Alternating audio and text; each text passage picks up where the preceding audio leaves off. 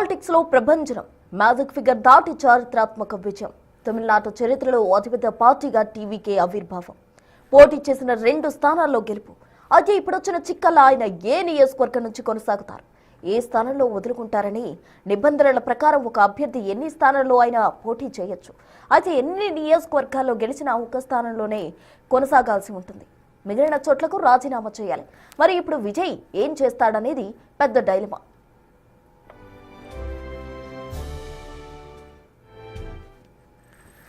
విజయ్ తాను పోటీ చేసిన పెరంబూర్, తిరుచి ఈస్ట్ 2 నియోజకవర్గాల్లోనూ ఘన విజయం సాధించడంతో ఇప్పుడు ఆయన ఏ స్థానాన్ని అట్టిపెట్టుకుంటారు, ఏ సీటుకు రాజీనామా చేస్తారని చర్చ ఆసక్తికరంగా మారింది.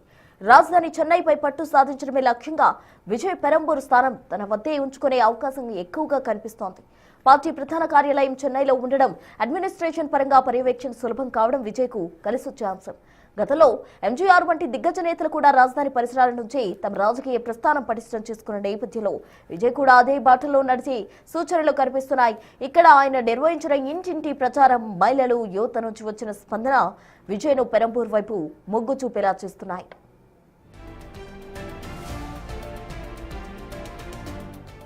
మరోవైపు తమిళనాడు రాజకీయాలకు గుండెకాయ లాంటి తిరుచి ఈస్ట్ నియోజకవర్గంలోనూ విజయ్ తిరుగులేని ఆధిపత్యాన్ని ప్రదర్శించారు.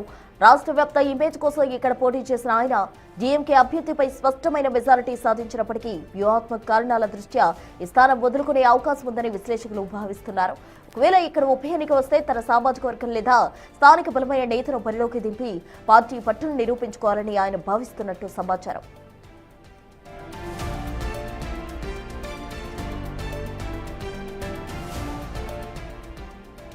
మొత్తానికి టీవీకే మ్యాజిక్ ఫిగర్ కు చేరువవుతున్న వేళ సీఎంగా ప్రమాణ స్వీకారం చేసే సమయంలో విజయ్ ఏ నియోజకవర్గం నుంచి ప్రాతినిధ్యం వహిస్తారనేది ఇప్పుడు $1 మిలియన్ ప్రశ్న.